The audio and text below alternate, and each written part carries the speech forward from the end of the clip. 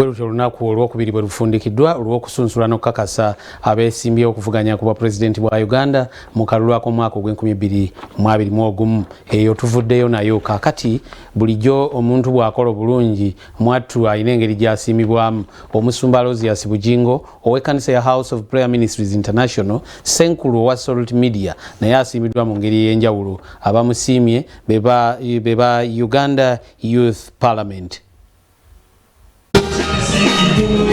Ekisa ekiri ku musumba Aloysius Bugingo ow'ekkanisa ya House of Prayer Ministries International kyeyongera bweyongeza okuyiika nga n'olunaku olwaleero nga Salt Media ejaguza emyaka 6 afunye engule endala okuva mu Uganda Youth Parliament. Awadi eno gye tuleese olwaleero ya most authentic, inspiring and life changing ye musumba mu ggwanga lyonna ku survey gye tukoze mu East, West, South ne North asobodde okubuulira enjiri erimu okufuna, erimu okusaba n'okukyusa obulamu n'enjiri ey'amazima.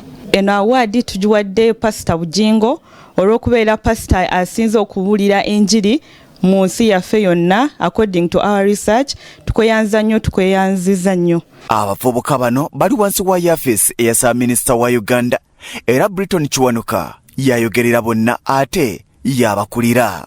Tukola report ne tugitwala wa Prime Minister n'asobola okusharinga ne cabinet ne basobola otereza ebintu ebiruma abavubuka kuba bingi. Tukola 75% mu Uganda wano. Engule ewereddwa omusumba Aloysius Bugingo ya the most authentic, inspiring and life-changing pastor in Uganda ng'eneegabwa buli mwaka eri abantu ab'enkizo. Tusunsula okusinziira ku mpisa ne tusunsula ku hard work ne tusunsula ku bintu bingi nnyo. Bagamba nti okunoonyereza kwe bakoze bazudde nga Salt Media emisinde kweddukira miyitirivu n'okukira bwe bakisuubira. Pastor ono twakola survey yaffe from region 4.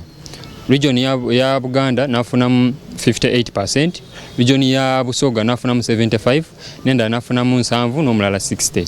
Akoze bulungi nnyo nti abantu buli wotuuka bagamba Salt Media Pastor Bugingo, Salt Media Pastor Bugingo. Salt Media ereesemiddwa olw'okuyamba bangi ku Bannayuganda abali mawanga ag'ebweru ng'eyita mu kutu gwayo ogwa Salt Media app. Radio cheri mukola mbyale eyo abantu buli wolaga Salt Radio abantu bawuliza ddala enjiri ebayambye nnyo ne bwe twale twogera ne bana abaana ngagamaze bwe mpuliza enjiri ya Pastor Bugingo mpulira nga nkyuse mpulira nga I'm becoming patient so kyo kituyambidde ddala Salt Radio, Salt Media and everything. Salt TV app, media app, Salt Media app egezezaako nnyo okulaba nti abantu abali ebweru oba okola bwaki woddayo eka osobola okuwuliriza ki enjiri ku Salt Media app eyo. Ne tusiima Salt TV bebale nnyo mwebali eddala okubeera nti muzize eggwanga muteese eggwanga ku level endala. Engule eno eweereddwa abantu ab'enjawulo olw'ebyo bibabeera bakoze era nga ne musumba Aloysius Bugingo ku mwaka guno yagisitudde mu kukwasa omusumba Aloysius Bugingo engule eno bayozayozeza Salt Media olw'okuba nti ekuze. Mbayozayoza okuza emyaka 6 anniversary banaye Salt Media yamaanyi nnyo ne pastor waffe omulungi Pastor Bugingo naye musajja wamaanyi nnyo. Award eno eri inspiring kimanyiddwa eri abantu bonna nti sikolerera award era siri muntu amalaga receiving award naye wabaawo award ezijja nolabanga ddala eri authentic system mweyise so njifunye njebaliza Katonda era ekitiibwa kyonna nkiddiza Yesu era singa Yesu abadde ayimiridde next to me nga alabika mu mubiri nandigimukwasiza kubanga si yange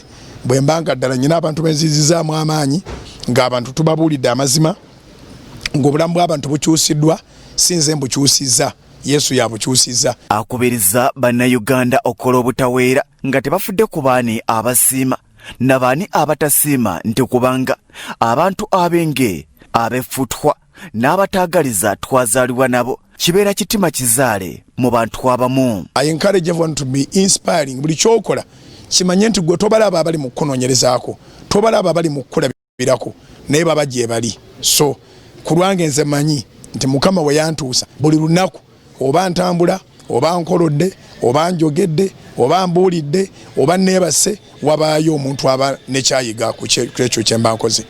Bikusakidwa tumwebaze Godfrey ku lwa Salt TV omunnyo.